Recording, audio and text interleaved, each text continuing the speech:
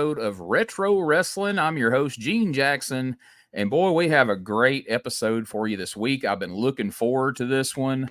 My guest that I've got for you here tonight, he was recently inducted into the Memphis Wrestling Hall of Fame. He's a gentleman who I've had the opportunity to follow his entire career. I remember when he showed up in the USWA, and I followed it through the USWA into Power Pro and beyond. So join me and welcome right now this week's guest, Mr. Del Rios. You may know him better as the Spellbinder. Del, how you doing tonight, man? Doing fantastic, Gene. How you doing, brother? I am doing well. Like I said, I've been excited about this one. Been looking forward to talking to you. You have such a great story to tell, and we're going to get into it. But man, I just want to talk about right here off the top. Yeah. You know, back in September, you were inducted into the Memphis Wrestling Hall of Fame in a big event in Jackson, Tennessee. I was lucky enough to be there to witness it. Got an opportunity to meet you beforehand, grab a picture with you. I know you had your family there, you had friends there, your pastor, members of your church. Yes. What did that night mean to you? And how did it feel to get recognized for your wrestling career, Dale?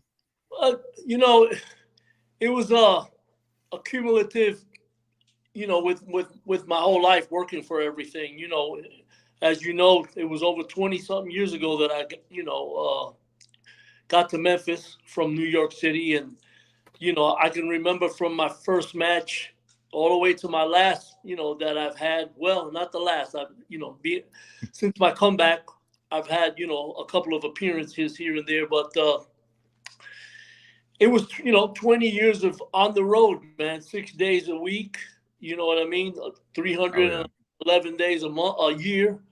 And just to be recognized for, you know, what I've done in all those years, you know, meant a lot. Having my wife there, and again, having my family and my pastor and all that, you know, just, you know, it was just a great feeling, you know, something of an accomplishment that I had that, you know, it's written in the history books.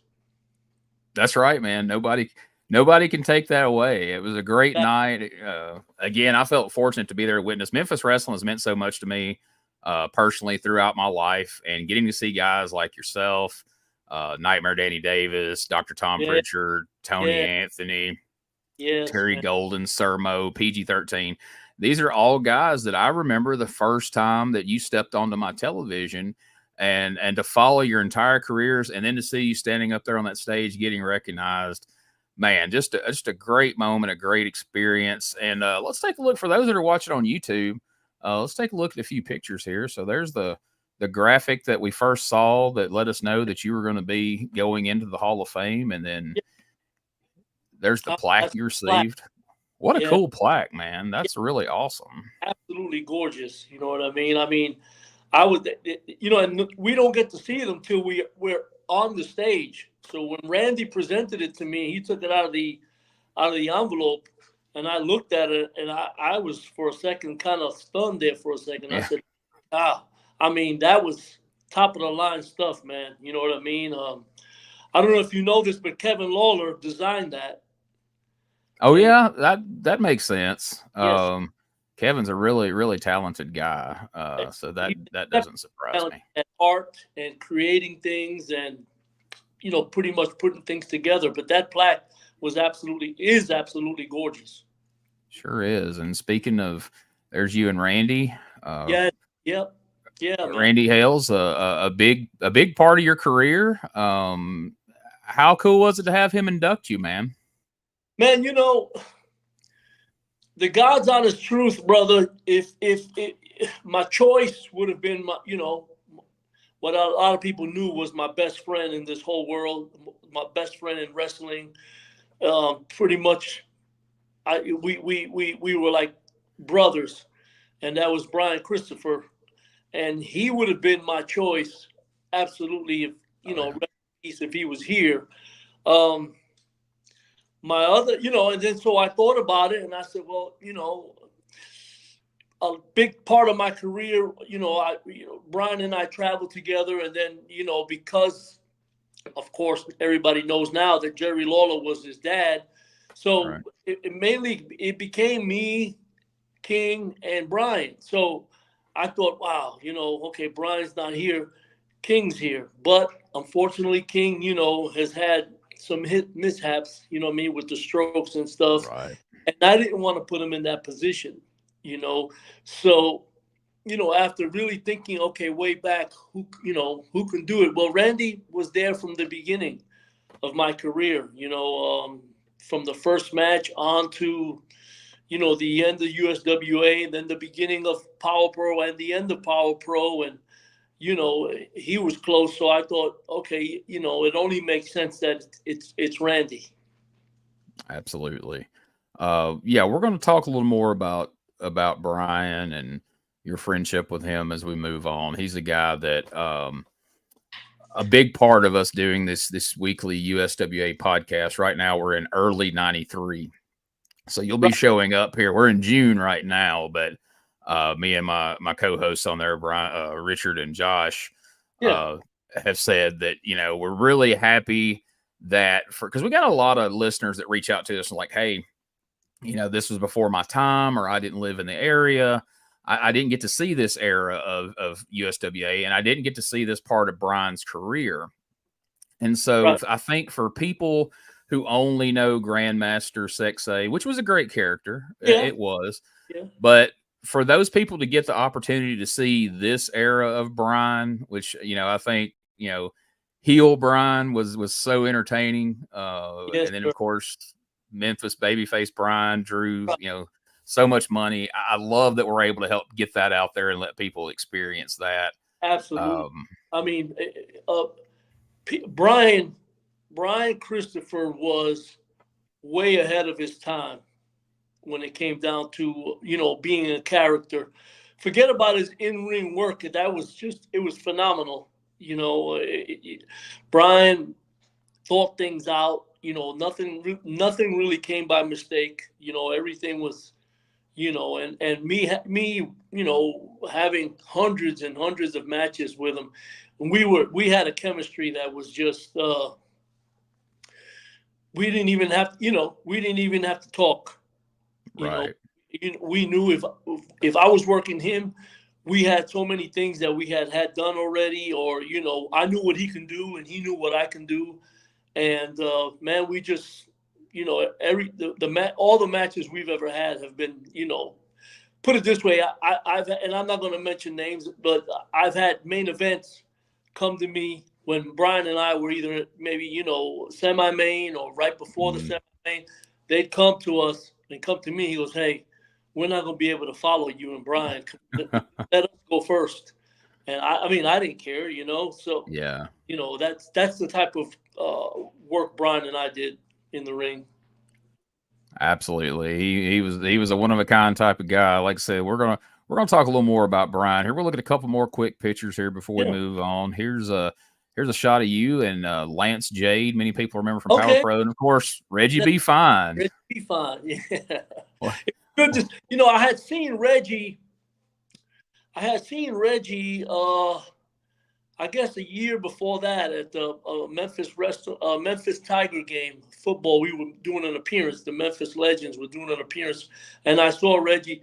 But that was the first time I had seen Lance Jade, I guess, in 10 years, man. I know. I used to see him all the time, like in Corinth and all these different shows back around like 99 and 2000. Right. And he's one of those guys that just kind of, he fell off the face of the earth in many ways, and you just didn't hear about him. And I was asking some people about him a while back. I'm like, how's Lance? Is he okay? Because, every once in a while you get an update on people, you hear something about him. And I just hadn't heard anybody that had any info. So when he popped up at that event, I was really happy to see him there and hear that he was doing well. And that was great. Yeah. And Lance has always been a really good guy, man. Good-hearted guy. No ego, no nothing. He was just a generally good guy. And, I remember in Power Pro, I helped him work out, with workouts and stuff like that. You know what I mean? He was a good guy. Yeah, good guy, super talented, and like I say, all over the gym and looked great. And really, it was always a mystery to me how Lance didn't, go further than he did. I think it's really because he just pursued other interests, really, wasn't it, after Power Pro? Yes, exactly. I think a lot of guys a lot of the guys were in Power Pro because that was I think that was their opportunity, you know, and I want to say a few of them tried to branch out and do other things. Like you said, Lance was doing something in Corinth and doing something with some independents. And then, you know, I guess other things, you know, became a priority for him. You know, it was the same thing with Bulldog Reigns. And then there was another kid. I can't remember his name now. He was from New Orleans. Blade Boudreaux. That's it, Blade. You know what I mean? And he was a really good guy too. And he ended up going back to New Orleans. And you know, it was just a thing where you know, they just didn't know where to go from there. They were doing independence. Yeah. That played out, and they just went about their business. Yeah, I was hoping to see Blade there. He's on Facebook, and I talk with him on there every now and again. I'm trying to get him to do one of these podcasts one of these days. So maybe since we mentioned him on here, he'll turn up soon. Yeah, absolutely. And Bulldog Reigns, that's a name I haven't heard in a while. What a good guy Bulldog Reigns is. Good guy. I think he couldn't come in. I think his wife had some type of medical situation, and just said he hated the fact that he had to pass. But you know, I totally get it. When Randy told me, I said, "Well, yeah, of course." You know what I mean? His health comes before anything. Absolutely, health and family comes first, man. So speaking of, so let's circle back and talk about the fact that it's honestly a literal miracle in many ways that you were able to be on that stage in September and that you were around to have the career that puts you on that stage, because it nearly all ended many years prior on the streets of New York City. And I know you've told this story in many interviews and through, you know, your testimony in churches and everything. But I feel like some of our listeners here on the Retro Wrestling Show maybe getting to learn of your story for the very first time, and it's a powerful story, and I think it's one that that deserves to be told here. So if you don't mind, if you kind of take us back and share that story with us to the listeners. Not a problem. Well, you know, Gene, back in the New York days, I was a bodybuilder. You know, wrestling wasn't really, put it this way, wrestling was my brother. May he rest in peace. Wrestling was my brother's dream. He loved wrestling, and not me. I wanted to be Mr. Olympia. You know, I wanted to be muscle man and Mr. America, whatever, and compete as a bodybuilder.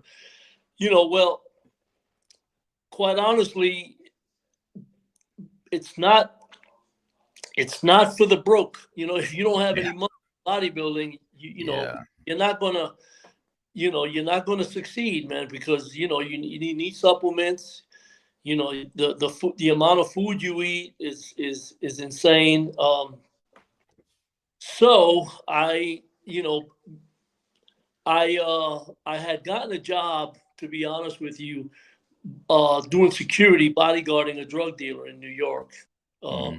And he was a pretty prominent drug dealer. And, you know, this was back in 92, 91. And he was paying me $1,000 a week, you know what I mean, just to hang out with him. Didn't have to, you know what I mean? And I tell him, okay, man, I'm going to go train. He'd be like, all right, don't worry. I'll see you in about 3 hours, whatever. And, man, you know, lo and behold, you know, and we had some situations here and there, but back then I was, you know, maybe about 275 pounds, you know, so, you know, he felt good about it. I was a big guy, you know, and it wasn't only me. It was about 3 or 4 other guys, and, you know, they were about the same size. Anyway, you know, things, it was like any other day. You know, apparently we got to somewhere, and we were just at the wrong place at the wrong time. The guy that he was going to go talk to, he had some type of a problem with another drug dealer. So we got caught in the middle of it. I ended up getting shot. with a 45 automatic, went in through my back and come out of my chest. Obviously the ambulance come to get me. But by the time I got to the hospital, I know I lost so much blood that, I was in pretty much trouble now. Right. What the doctors told me, they opened me up, and got the fragments out or whatever was left. And my heart just stopped, you know what I mean? And they couldn't understand, you know what I mean? So I flatlined, and, they tried to bring me back and nothing. It was at Jacobi Hospital in New York City, which is probably one of the #1 trauma hospitals, because they were getting about between 8 and 15 gunshot patients a day. Wow. We were in the Bronx, New York, Gene, which, they make movies about it, Right. So it just so happens that one of the surgeons that was there that day, that morning, was one of the first cardiac massage doctors that knew the technique. So after being sewed up, believe it or not, they opened me back up. They broke one of my ribs on the left hand side of my body, and he put his hand inside and started massaging my heart with his hand, and it came back. It jumped. Wow. Yeah, it was insane what they told me, and thank God I haven't had a problem since, you know what I mean? And with that type of thing, but it was definitely a higher power looking out for me, you know what I mean? My grandma, who was, she raised me in church, brother. I'm sure her prayers, along with my brother and my sister and the rest of my family, lifted me up, because I shouldn't have lived through that. No, man. I mean, I remember thinking that as you were standing on that stage in Jackson, it's like, man, the fact that this man is still here is amazing. But to go on and have the wrestling career he's had, and then beyond that, the things you've done, and the ministry, and you're out, given this very, very powerful message to youth and different people. Yes. You definitely know you had another purpose, and so I'm glad a lot of people get that second chance, and they end up taking it for granted, and they kind of they don't do anything with it. Yeah, exactly. They waste it away, but man, you've capitalized on it, and it's very inspiring. I'm glad to know the things that you've been doing in recent years beyond just the wrestling ring. Very cool, man. Very cool. I appreciate that. And a lot of that I have to give a lot of credit to my wife, you know what I mean, who's born and raised in church. And Gene, the thing about it was again, I told you I wanted to be a bodybuilder. I wasn't doing the wrestling thing. The wrestling thing came from my younger brother, who was born sick, and like I said, it was his dream. It was his thing to do the wrestling thing. I remember the whole thing started when I took him to believe it or not, in Madison Square Garden, the Ultimate Warrior was wrestling Mr. Perfect in the main event. I'll never forget. Oh, wow. I took my brother.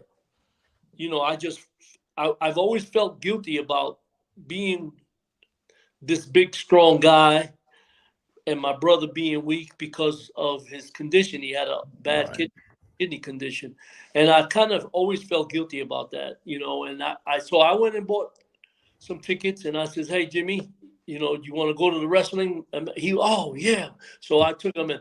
So we were sitting, I would have to say we were sitting about 5 rows from ringside, and we were at the Madison Square Garden, and one of security guys / ushers was walking by, and he stopped next to my brother and me, and he looked at me and he goes, "What are you doing out here? You should be in that ring."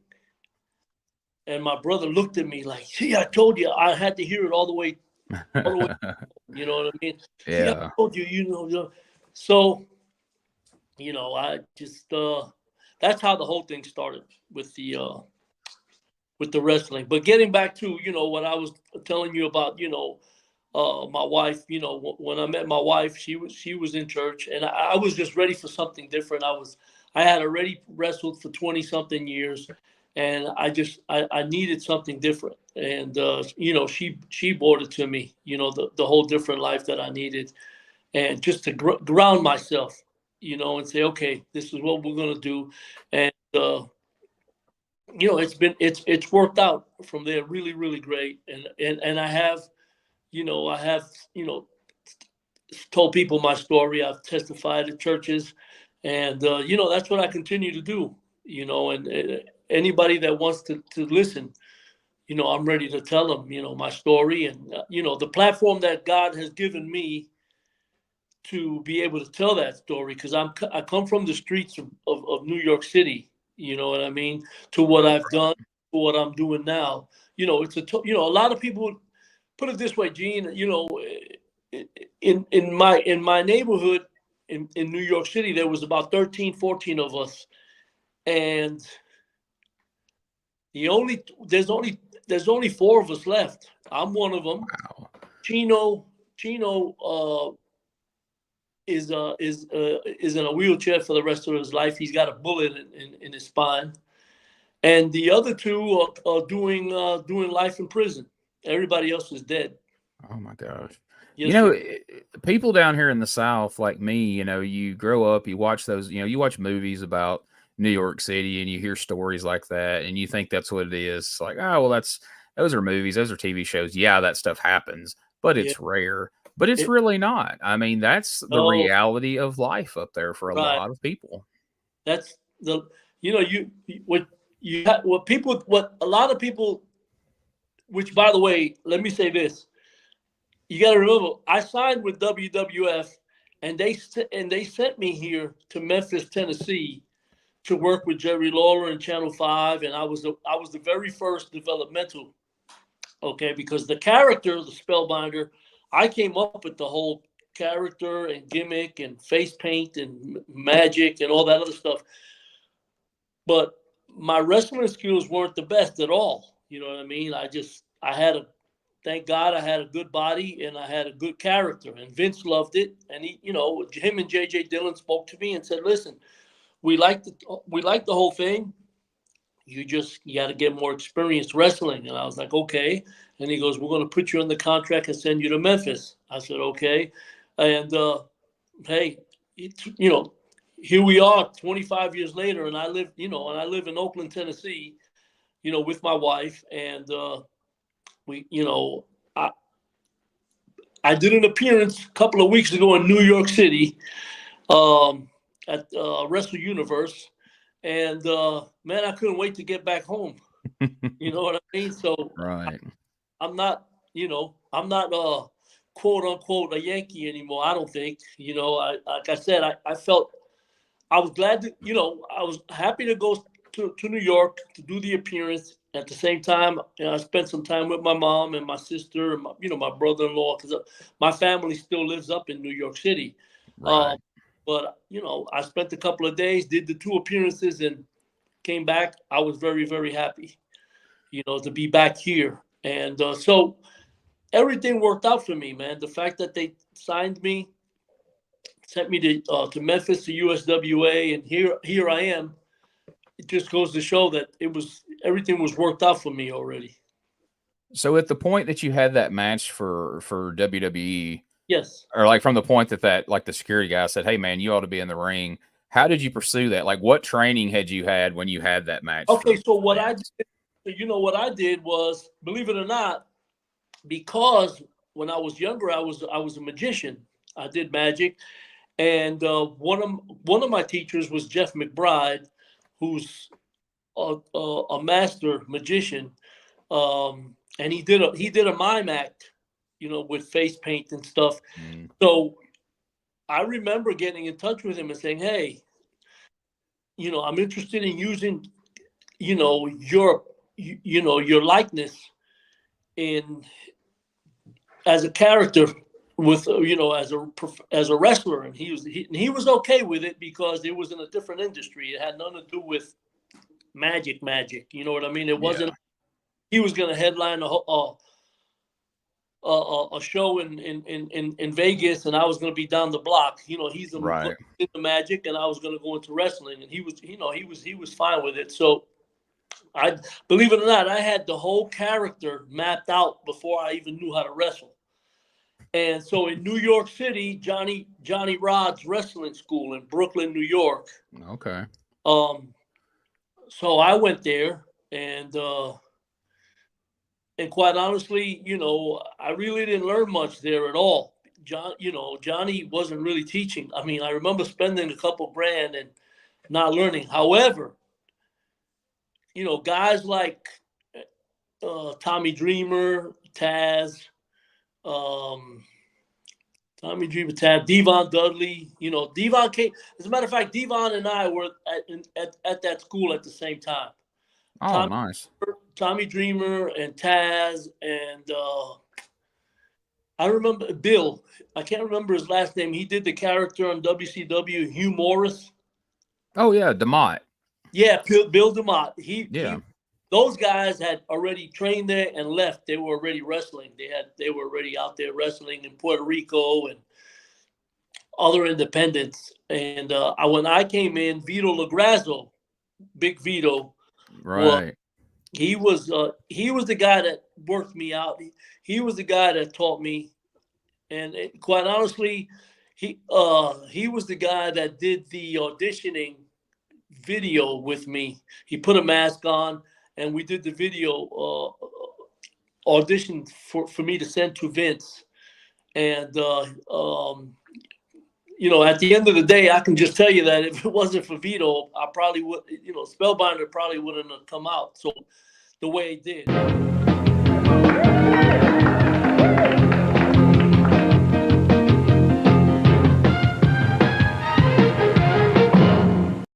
Hey guys, Ray Russell here, curator of the WrestleCopia Podcast Network, inviting you guys to listen to many of the programs here as part of the WrestleCopia brand, including, but not limited to, the Wrestling Memory Grenade, currently covering the 1988 and the WWF project.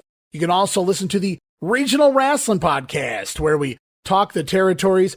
You can also listen to the Wrestling Stoop with the legend himself, Bob Roop. But that's not all. You can also check out the Pro Wrestling Academy with the professor of Pro Resu, Mr. Dan Ginnity.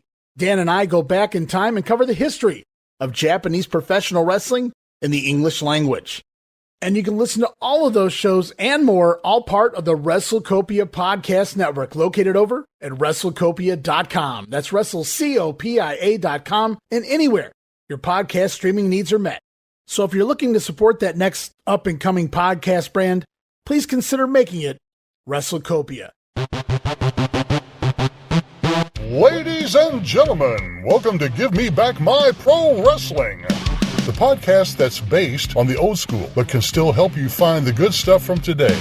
Jimmy Street and the Plastic Sheik, Jared, are the undisputed tag team champions of the wrestling podcast world. From thought-provoking topics to superstar interviews to action figure expertise. This team does it all, and all they ask is, give me back my pro wrestling!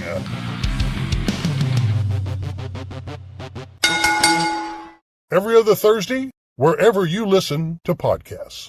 I was training. I was a personal trainer at the time as well, and I was training Charles Koppelman, which one of his lawyers, believe it or not, was a lawyer for Vince at the time. And I had told Charles, I said, hey, I'm thinking about doing this, about the wrestling. And he goes, oh, okay, well, you want me to say anything to one of my lawyers? And I said, yeah. And so he apparently said something to the lawyer, and the lawyer said, well, give me a tape. I'll show it. I'll give it to Vince. Or, And so we made the tape. Me and Vito made the tape, put it together. We got it edited, and we sent it to Vince McMahon's office, which was at Titan Towers in Connecticut. But Sergeant Slaughter called me. He was the head of talent at the time, and he actually, you know what?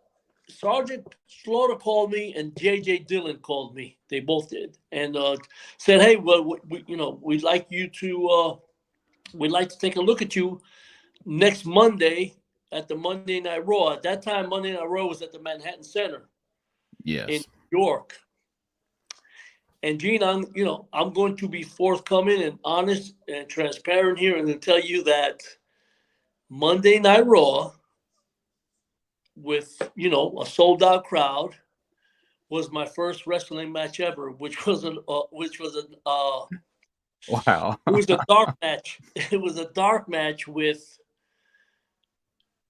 what was he was from Jersey, Iron Mike Sharp. Oh yeah, Mike Sharp. Yes, no, I'm sorry, it wasn't Iron Mike Sharp. I worked him later. I worked one of Iron Mike Sharp's students, and I remember Mike telling his student, he goes, "All right, well, look, they're looking at him, and I'm looking at you, so do whatever he wants to do." You know what I mean? And I thought to myself, okay, cool. But Gene, I knew how to lock up real good. I knew how to body slam you real good. You know what I mean? Right.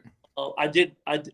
What captivated them was when I walked out, I had the mask. Underneath the mask was the face. I did some magic on the way, and I did like a trick in the middle of a spot with them. And, the fact that I was a pretty big guy, you know what I mean, kind of carried me through. And, when I got back there, guys like Brooklyn Brawler, Steve Lombardi was back there, and Steve Lombardi and a couple of the other guys in there. Hey, man, that wasn't bad at all. But God forbid, I wasn't going to tell them it was my first match ever, Right. And that's when one of the agents came. One of the agents came and said, "Hey, don't leave. Vince wants to talk to you." I said, "Okay, no problem." So I just hung around, and then Vince said, "Hey, I'm gonna have JJ call you this week, and we're gonna work something out." So, and that's when JJ called me and gave me the announcement of, we like the character, we like you, we like the way you look, but you need some work in the ring, and I knew that though. Yeah. And I mean, they would have been doing you an injustice just to throw you in there at that rate, really. My God, yeah. I mean, I would have been dead meat, you know what I mean, in no time, you know what I mean? And it would have been, they would have used me to put one of the other guys over. Yeah, I was about, like I said, I was at that time, I'm 6'3", 275, 280. So I was a big guy, but, that's why when I got here, I became friends with Brian, and Jerry Lawler stepped in and said, "Hey, I'm going to take that character off you, and I'm going to let you wrestle as Del Rios." A lot of people will remember that I wrestled as Del Rios for a while. And King said, "Listen, man, that's a great character, but if I leave it on you and you're not good, you're going to kill the character." She said, "So, let's wrestle as you for a while, and then we'll switch you." I said, "Okay," and it was easy for me. You know what I mean? I was just rolling with whatever it was I was told to do, which is worked out for me later on, because that's pretty much why a lot of the bookers like me. You know what I mean? Because I didn't complain about anything. I didn't say anything. So that worked out for me. Well, see, that's something that makes your story so unique, is because you invented your own character. Yes. And then you have your very first match at a Raw taping, which is absolutely unheard of. Which Vito, yes. Go ahead. No, you go ahead. Which Vito told me not to tell anybody. Oh, yeah. Vito, was a good guy, man. He looked out for me. And as a matter of fact, we're still in touch, and I'll be working him in March sometime up in Ohio, because again, now that I'm doing appearances and stuff, he's totally excited about it as well. But he told me, don't tell anybody that it's your first. I probably would have got a lot of heat for that. Oh yeah, that's what I was going to say earlier. If they would have just been like, all right, man, we're going to throw you into it, and those guys figured out like, oh, this guy, his first match was on Raw. He's brand new. They would have sandbagged you to death, man. Like nobody would have wanted you to look good. Everybody would have wanted you to fail. And it's sad that that's the way it is, but it is. And part of me, I don't know if this is true or not, to be honest with you. But even when I came into USWA, it got back to me that there was some comments. Oh, he's just a bodybuilder. He'll be here a month or two. He'll never make it. It was always in the back of my mind. Did Jim Hellwig, the Ultimate Warrior, mess things up for the other bodybuilders? Because when I got here, he had a really bad reputation already. Oh yeah. You know what I mean? So, and I didn't know if I was getting some of that heat already. You know what I mean? Because it did get out there. It was told to me. They said, "Hey man," they say, "you'll be here 2 months and that be that." And I said, "Okay, well, that'd be fine." Let alone, I mean, whoever said it is eating his words. I was probably there much longer than they were. You know what I mean? So absolutely. But that was pretty much how it happened. I got put on the contract, flown out on a Friday night, and I was on TV the next morning. That's always been a fun aspect of the story to me, is because there's a thousand examples of guys, and especially in Memphis too, of guys who are just starting out, they're learning the business, and they get a gimmick put on them to cover that up. But clearly the King had enough faith in that gimmick, and he saw the potential in it, that he did exactly the opposite. Instead of saying like, hey, we're going to put this gimmick on you to cover up that you're green, he's like, we're going to take this gimmick off of you until you can catch up to the gimmick, which was a huge favor to you, man. Because like you said, you don't get a second chance to make a first impression. If you're out there, learning finding your way while trying to do the gimmick, like he said, you could have wrecked it. So that was really cool on his part to do that for you. And I think it worked out perfect. It worked. Yeah, it worked out fantastically. And man, we're talking about it. I'm thinking the way it worked out, I was wrestling as Del Rios for a while, and it was fine. And then, believe it or not, Vito came in as Skull Von Crush. Right. And then him and I, started wrestling regularly on a lot of the shows and on TV, and we had an angle on TV. And then I guess, I remember it was one night in Louisville, Kentucky, and they wanted us to go Broadway, and we went 20 minutes Broadway. And I remember getting back, and King goes, "All right, Del. Okay. All right. You're learning to work now. You're learning to work." And I said, "Thanks, King." And he was like, "No, okay." And then the next week or so, he was telling me, "Okay, I think it's time we can get that gimmick going." And that's when it's on one of the videos where Skull Von Crush turns me into the Spellbinder. Yes. It was on USWA. You know what I mean? Uh-huh. They wanted me to do some magic as Del Rio. So I did some card fans and, card productions and stuff like that, I remember. And then he came out, and then we went into the thing with Burt Prentice. Right. Yes. Right. Yeah. Vito's a guy I hope to get on here at some point too, because he's got he's got an interesting story as well. I'd love to interview him sometime. But I remember that feud very well, and I remember watching it in recent times, like as I was preparing to start doing the USWA Awesome. podcast. And I was going to ask you how you liked working with Burt Prentice. I know like early on he was kind of doing promos for you and everything as you were learning your way. Was that did you learn a lot from him? Was that beneficial having him, as a manager? It was good. It was good. He was managing me, and I would pick his brain because we were driving together at the time as well. And he had been in the business already such a long time. He would answer questions for me. Should I have done this, or should I do this, or why not do this instead of that? And he would give me his feedback. So working with him, definitely, opened up a lot of other things, for me.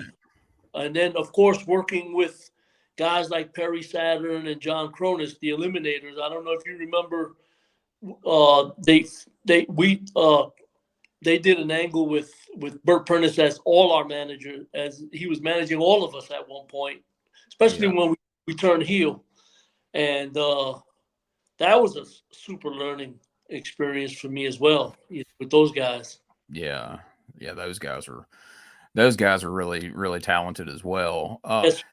So here's something I'm curious about. So you're a guy that, you were aware of wrestling. You watched wrestling. Your brother was a fan of wrestling, but you weren't like a huge fan. So you have these guys who grew up loving wrestling all their life. It's all they've ever wanted to do. So they kind of come in with these rose-colored glasses of what it's going to be, and they kind of romanticize it, and a lot of them kind of get disappointed. It's like, oh, this isn't at all what I thought it was going to be. Do you think it gave you an advantage coming in with you having a little more realistic view of what the business was, or do you think there's some tough times on the front end of a wrestling career? Well, does it make it easier to get through those tough times, or does it really not matter? Well, I'm going to be 100 again. What made it always easy for me, what made it always easy for Del Rios, and I'm looking back and I'm watching the other guys like PG-13, like Reggie B. Fine, just middle of the card guys or opening match guys. What kept me above everything was I was getting a check from WWF every week. So I wasn't worried. I wasn't. As a matter of fact, the guys would ride with me for a while. I tell you what, Mike Anthony, rest in peace. Him and I became pretty cool. So for a little while there, we were riding in a 78. It was either a 78 or a 79 IROC Z. And it was me, Jamie Dundee, Wolfie, and two midgets. Me, Jamie Dundee, Wolfie, two midgets, and Mike Anthony. So it was like, the clown thing where 15 clowns come out of a little Volkswagen. Well, it looked like that when we pull up to a wrestling.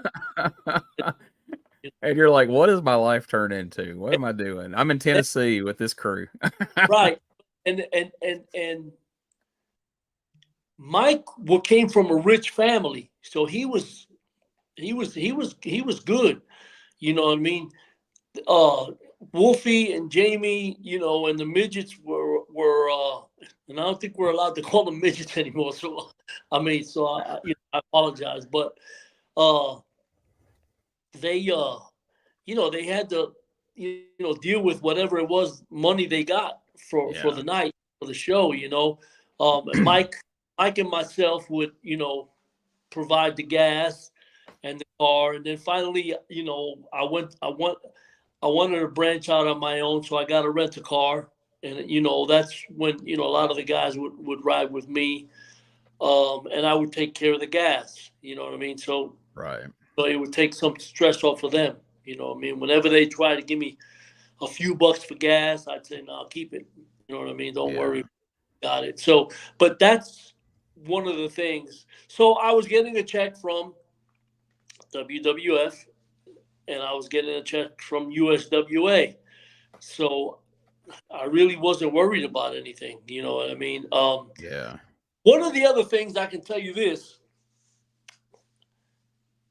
I never, a lot of the guys, beginning to the end, were, and this might still be happening, I don't know, but I remember again, I was the first developmental, but I remember other developmental guys getting there, and they wanted to know how long they were going to be in Memphis, and they wanted to know when they were going to get called up by WWF/WWE, this and that. And quite honestly, to me, that was the beginning of the end for them, because as long as you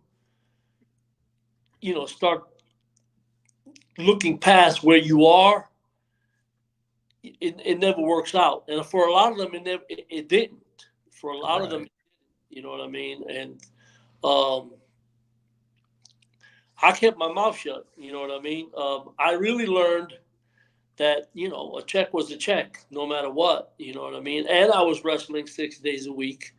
And I was going back and forth, like they'd send for me, and I'd wrestle 4, 5, 6 house shows, and then I'd come back to USWA, and then I'd go back, do some house shows, and and come back and do USWA.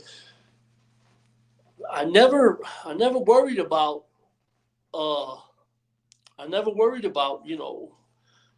why am I not going up, and when am I going to win the championship belt and all that. I never worried about any of that. You know what I mean? And put it this way, later on, years later, I remember talking to, we had a show and Scott Hall was there. And I remember, I'll never forget him telling me, he goes, you know what, Dale, you was never a mark. You were never a mark for anything, in this business. That's why that's why you're okay. And I said, I appreciate it, man. And I wasn't. I wasn't.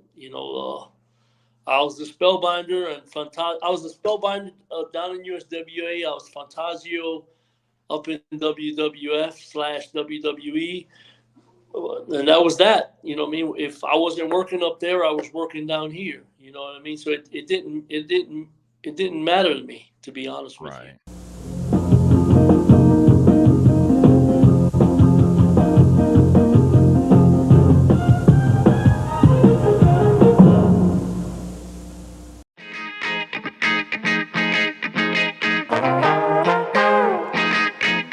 Hey, it's Bob Smith, and guess what? The Outdated Wrestling Hour is now part of the WrestleCopia Podcast Network. But hey, no fear, you're still going to hear the unique guests, comedy, music, authors, journalists, funny people. Who knows who's going to end up on the Outdated Wrestling Hour? Remember, it's all new and all old. So check it out in the WrestleCopia Podcast Network and wherever you get your podcasts. Listen if you know what's good for you. This is Wrestling Nostalgia, the podcast that dives into wrestling history. Hey, wrestling fans, I'm Dave Dynasty, and if you enjoy podcasts that are knowledgeable and history-driven, then Wrestling Nostalgia is for you. With great guests and fun interviews, there are over 200 episodes in our archives. We chat with several first-time guests and often cover topics not discussed on other podcasts. Look up Wrestling Nostalgia on your favorite podcast platform and visit all of our links at linktree/WrestlePod. That is linktr.ee/RASSLEPOD. And remember, wherever you go, whatever you do, be good, be safe, and keep on growing. And so to me, that kind of circles back to that other question where it's like not being like a major, like, oh my gosh, I'm here, I'm a wrestling fan, I'm doing it. It helped you not be a mark for that stuff, because that stuff didn't mean the same to you as it would for this guy who's like, my goal is to be the main event of WrestleMania. That's all I've ever wanted since I was a little boy, is to be the WWF champion. You're like, hey, I just want to have a job, make a living, and learn how to do this stuff. You know, fine, right? And be fine. And wherever it goes, it goes. You know what I mean? And so I'd go to for example, I would go to WWE, to one of the house shows. One distinctly, I remember us working at the Pyramid in Memphis one time. The Pyramid, it held like 8,000-10,000 people, and that was like on a Friday night. You know, I wrestled Mark Henry, and and then the next Saturday, I had to be like somewhere like Osceola, Arkansas. You know what I mean? Where, you know, Right. there was 200 people there. You know what I mean? So it wasn't, you know, and I did it a lot. I remember, Yeah. I remember, I'll never forget this. I remember wrestling in Houston, Texas, and Chris Candido and myself, you know, we went out to dinner after the show, and he said, "Man, I got to fly back to North Carolina." And I said, "Okay." And he goes, "What about you?" I said, "Well, no, I got to fly to Evansville, Indiana. You know, I'm going to do a show there with 400 people there. And we just wrestled in front of 20,000. You know what I mean?" So Right. I learned to just be, you know, not worry about it. You know, it was no big deal. That's always been fun to me. Like, me and Neil Taylor were standing in a ring in a community center in Amory, Mississippi, in front of like 100 people as Jerry Lawler's music played. We were about to wrestle Jerry and Derek King. And I look at Neil as we're walking out. I go, "Neil." He's, "What?" And I said, "Jerry Lawler was hosting the WWE Hall of Fame 2 weeks ago, and now he's wrestling us in front of a community Right, in a community center in Avery, Mississippi." It's like, he must love this stuff because he doesn't have to be here. No, exactly. And then, you know, that's what I learned. That's how, you know, and they were, Brian and him were wrestling. They loved wrestling all the way to the end. And that's how Brian worked like that, whether it was 10,000 people or 10 people. He worked the same. He didn't want to be lazy. He didn't want to. And if you were working him, you couldn't be lazy, and you had to work the match. And that's, you know, and that's what professionals do. Absolutely. So we talked about the match where Lawler, you know, kind of realized, "Hey, we're ready to put the gimmick on you here. Let's get the Spellbinder fired up."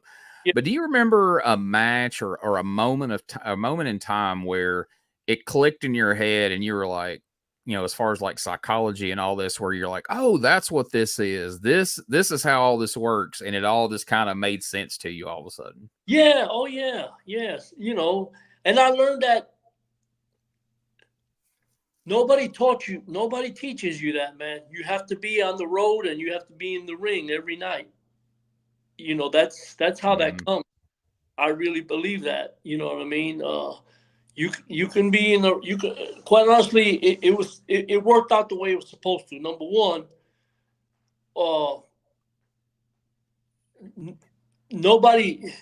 you can be in a wrestling ring and work out every single day, 4 or 5 hours a day, but till you get out there in front of people and you realize you're either a baby face or a heel, and you start learning what works for you and what doesn't work.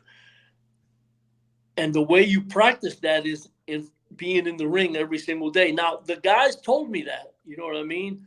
Bill Dundee, Coco Beware, King told me, you know, Brian, you know, all of them, they all said, you know, "Listen, you're going to get the best training ever because you're going to be, you know, on the road and you're going to be working every single day." And, you know, at that time, I had really good matches. Some of them were horrible. You know what I mean? But that's how that's how you learn. You go, okay, that was pretty horrible. You know, I remember having some really awful matches. You know what I mean? And feeling horrible about it. But one day I'll never forget it. We were in it's a small town in Arkansas, I remember. And I had a match and it was absolutely horrendous. And I remember coming back and sitting down with my head down. And then Jerry was getting ready for his match. And he said, "Hey, Dale." And I said, "Yeah." And I lifted my head up. I said, "Hey." He goes, "All right, forget it. It's over. You can't take it back. Start thinking about your next match." And that kind of woke me up. I said, "Oh, okay. Yeah. You know, when something happens, it's done. There's nothing you can do about it." You know what I mean? Yeah. You just learn from that and keep moving on. and that's how I got better. That's how I got better. You know what I mean? And just working every single day and knowing, okay, I can't do this because it's horrible, and I can't do this because people don't care about it, and and that's as a baby face or a heel.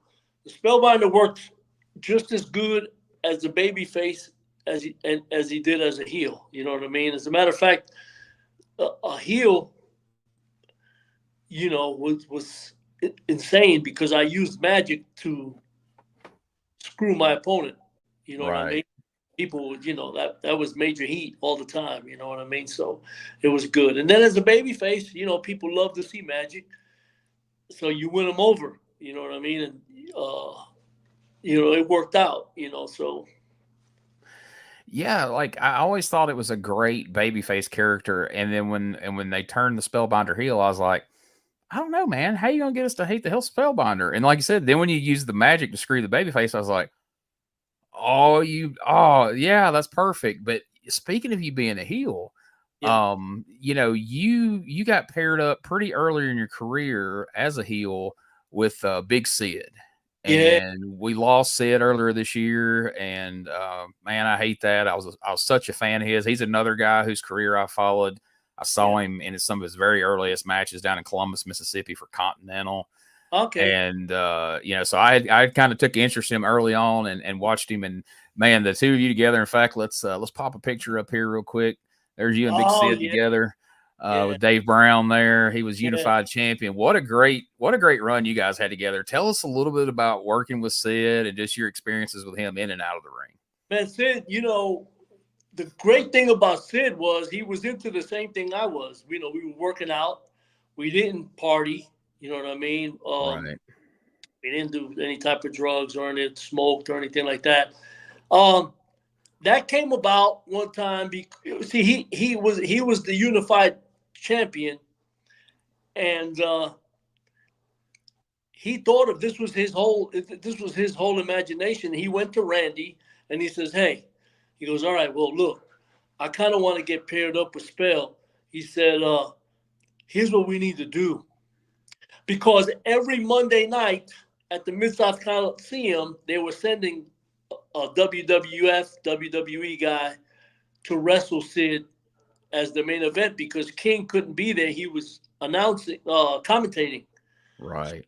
So every Monday night they would send, whether it was Tatanka, they sent Razor Ramon, The Undertaker, so every Monday night they would send a WWF guy for Sid to wrestle. And of course, there was somehow Sid needed to keep the belt. You know what I mean? Right. So what better way to do that than have the Spellbinder interfere at the end of the match? Right. That happened, numerous times. But before that, I had to wrestle. So Randy was bringing in either another WWF or WWE guy or, some other well-known guy, so that wanted a shot at Sid. So it was called a roadblock. You know what I mean? I was the roadblock. If you wanted the unified title with Sid, you had to beat the Spellbinder. And so I had to wrestle a bunch of guys and screw them with magic, or Sid would interfere and get a DQ, whatever. They wouldn't get the win, so they couldn't wrestle Sid. You know what I mean? And then at the same time, on a lot of his main events, I'd interfere in the match and cause a DQ or cause the screw. And that's worked for years. I mean, it was the same concept of like Arn Anderson for Ric Flair, was his roadblock, so it was a proven thing in wrestling, and you guys played it to perfection. It was a lot of fun to watch. And what do you think, knowing Sid as a person, what do you think is the public's biggest misconception about Sid? What a good heart he had. What a good heart. I mean, Sid was an intimidating guy, man. You know what I mean? He was a very, very intimidating guy. I remember one time him and I, we were having dinner at a steak place I can't remember where it was. And I remember the people staring around us, and they would come by and they would go, "Hey, Spellbinder, man, we love you." This, that, but they wouldn't say anything to Sid, And I remember looking at Sid and going, "Man, I mean, they know who you are." He would laugh, he would chuckle. I mean, they would, and that's because Sid was a heel. I mean, a major heel. I mean, when his interviews were, they were pretty intimidating, because people were afraid to talk to him, and that intensity, man, like it come through the screen. Yes, that's exactly. And he was even me, while me standing there, I would be like, "Good Lord." I said, I mean, you can feel the vibration of him coming out. You know what I mean? Yeah. He was. I mean, the anger was coming out of his gut. You know what I mean? For when he would go after somebody, as far as as his promo, he was good. But yeah, I mean, Sid was really a good guy at heart. He was, super good guy. And he was very much a family man, right? From all accounts, everybody I've ever heard from that knew him well. Yes. As a matter of fact, he would always talk about his boys. When we drove together, he would always talk about his boys and what he's got going on. And I'm going to tell you something about Sid. Nobody loved hunting for deer more than that guy. I remember one time we had to fly out. We were flying out, and it was getting close to boarding. And he wasn't answering his cell. So I had his home, and I went into it. So I went into the phone and called his home.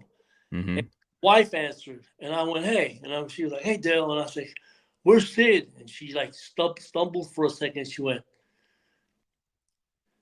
"He went deer hunting," and she started chuckling. And she went, "He went deer hunting," and I said, "All right." I flew. You know what I mean? Making. We were both supposed to make the shot, but I never seen a guy miss more shots for either playing softball or hunting deer in my life. You know what I mean? Right. He just wouldn't do it. And then like when you would ask him, "Man, what happened?" You were like, "Oh man, I wanted to play softball." And I said, and then you leave it at that. You know what I mean? You don't ask Sid Vicious, who's been in WWF, WWE, WCW, ECW. You don't ask him. You ask him once, and he'll tell you what he did, and that's that. You got to leave him alone.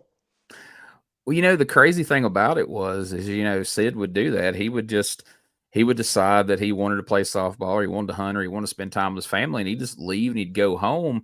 But he was so over, and he was such a proven commodity with both, the WWF and WCW. They would always end up bringing him back, and usually for more money. Like, it didn't hurt him. Right. Yeah, and he was blessed like that. Yes, absolutely. And the man, for his size and what he was, nobody did a promo like him. And he can go too. He can wrestle. You know what I mean? Yeah. Too. But I mean, the man looked like an action figure come to life. I remember being a little kid, and I had like those little He-Man dolls, and my mom going, "Nobody looks like that." And then a couple of years later, I'm in there, and Sid Vicious is on the screen. I'm like, "I thought you said nobody looks like that." Right. Exactly. Oh well, I guess there's a couple of them. And that, that's what him and I had in common a lot. Our mentality. You know what I mean? We love going to the gym. You know what I mean? We love we love eating right. You know what I mean? We love doing all that stuff. So it was, and that's why we stopped. He got called up, permanently, because he was doing the same as I was. He was going back and forth, and they called him up. They finally called him up. Yeah, that's when he came in as Shawn Michaels' bodyguard. Right. Yeah, and then had that big run on top with Shawn and was champion, and then Diesel. Yep. Yeah. So I mean, you know, so and then he ended up going from there to WCW. You know what I mean? He just jumped back and forth. So. Exactly. I mean, anytime Sid wanted to work, they were more than happy to bring him in. And of course, every time the Ultimate Warrior would flake out and disappear, Sid would get a phone call and he'd he'd go up and take his spot. Yeah. But and he was actually, you know, and Sid told me the first time Sid went up there, it was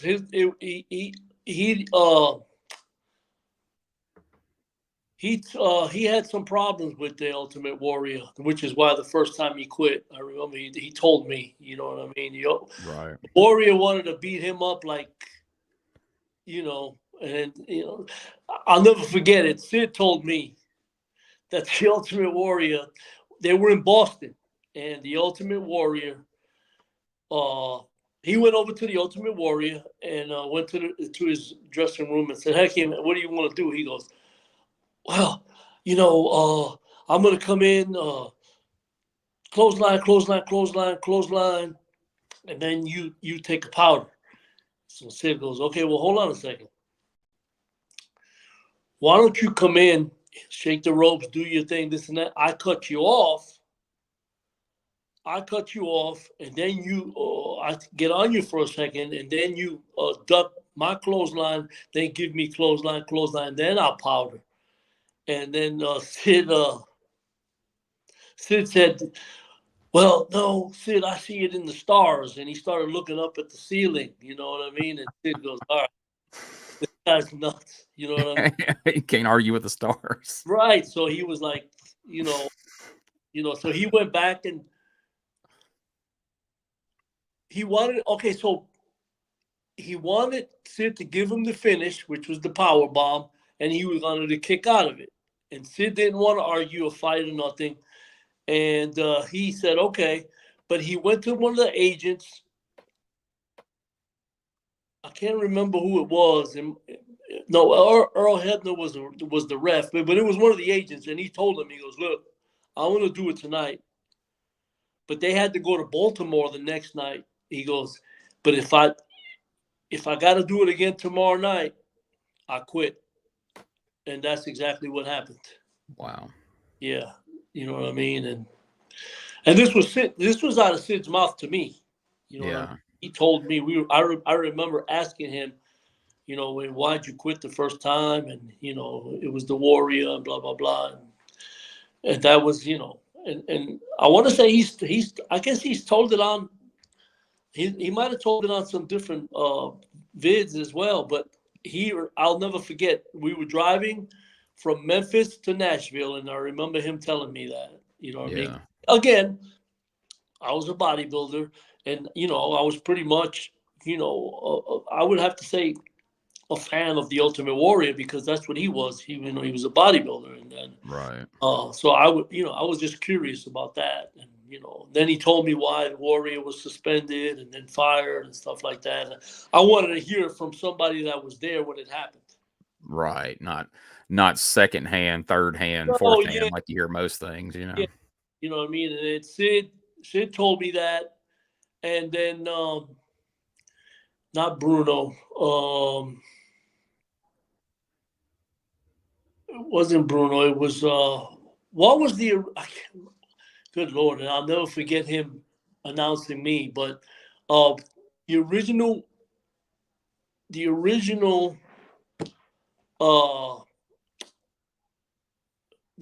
guy that was introducing the boys when they were coming down, he's not with us anymore.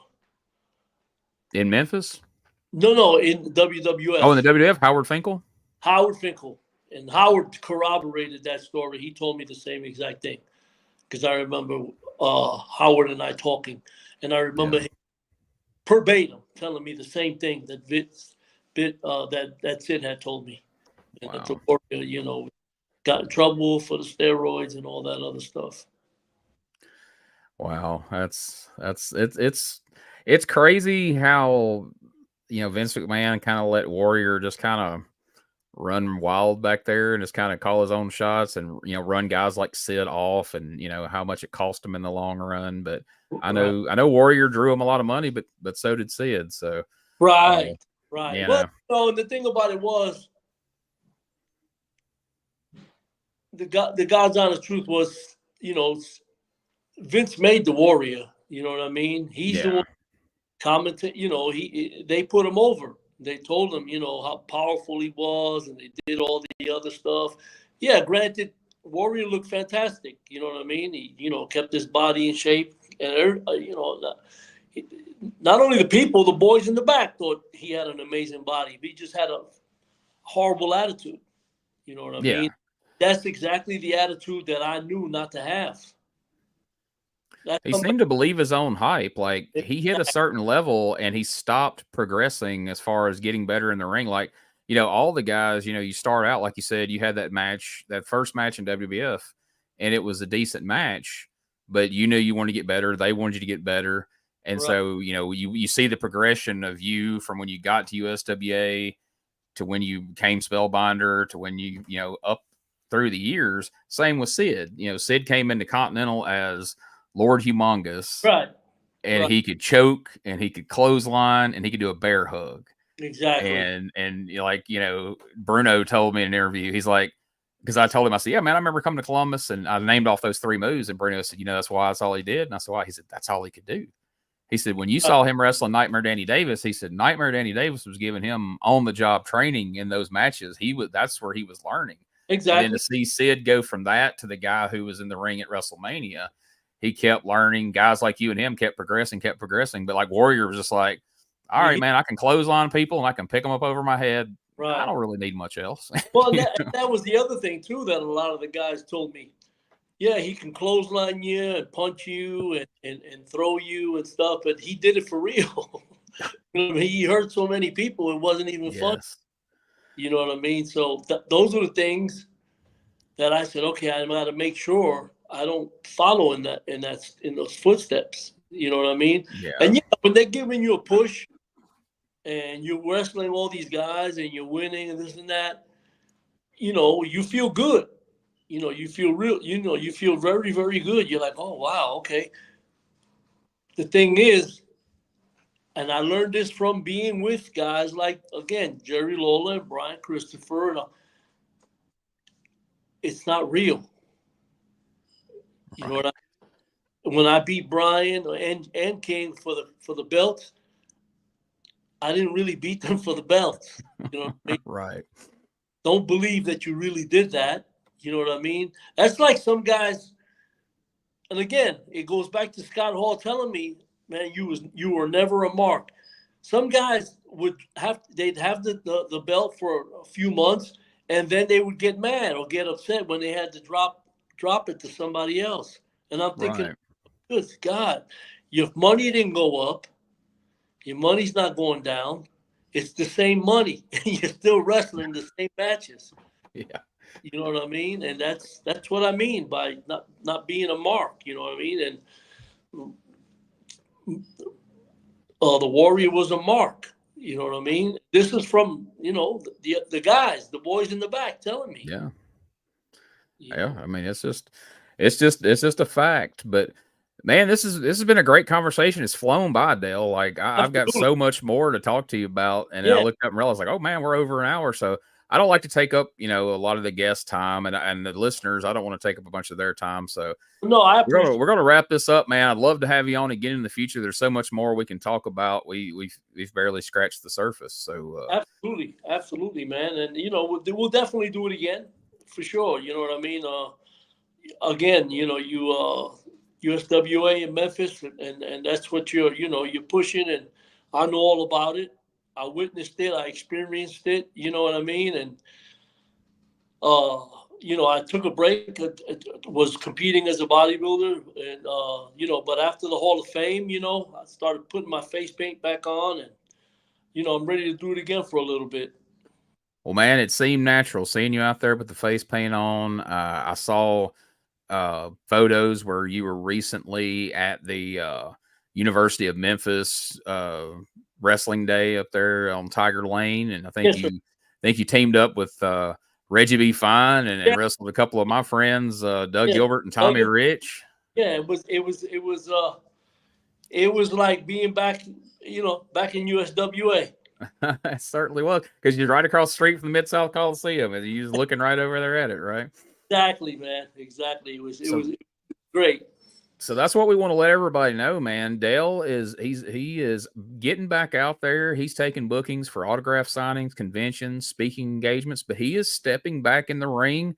Like I said, go on Facebook, take a look at these pictures. I mean, he's still in great shape, still can get in there and go. And we want to get Dale out there on your show. So if you want to contact Dale Rios, Dale, tell them how they can contact you. You can email me at delrios43@gmail.com. There we go. We got it up on the screen if you're watching the video. Yes. And I'm on Facebook. Just look me up and, send me a message. And if all else fails, get in touch with Gene. That's right. If you can't, if you forget the email, you can't find, for whatever reason, you can't find Dale on Facebook, hit me up. You can hit me up on Facebook. You can email me, genejackson95@gmail.com or USWA podcast@outlook.com. And I will get you in touch with Dale, and we will see what we can do about getting him out to your event, because we would love to get him there and get a Hall of Famer on your show, folks. Get after it. Yes, sir. Well, Dale, man, thank you so much for your time. It's been a pleasure talking to you. I've been looking forward to this ever since we first spoke of it, and man, you certainly didn't disappoint. It's been great. I appreciate it, man, and I'll be talking to you soon, Gene. Sounds good. All right, folks, thank you for joining us for another episode of the Retro Wrestling Podcast. Check back next week to see who we'll have here. Like I said, we may try to get, and there is Miss Marcia. How are you doing, ma'am? Yeah, I'm well. Well, it's great to see you, and Dale spoke very highly of you, as he always does. It was a pleasure meeting you in Jackson a few weeks ago, and that's an important aspect. I think Dale would agree that having a wonderful wife in your corner, and I can attest to this because I have one. Man, it makes all the difference in the world, does it not? And that's why I had the energy to be here, Gene. When I got home, I had some buffalo burgers, bison burgers, and some sweet potatoes. And I was ready to go, man. Awesome. And she got you set up with the camera and everything there, right? Yeah, if it wasn't for her, a black spot in front of me, man. well, thank you, Miss Marshall. We appreciate it. Dale, thank you. You guys have a great evening, and we'll talk to you soon, brother. I'll talk to you soon, Gene. Thank you, man. Thank you.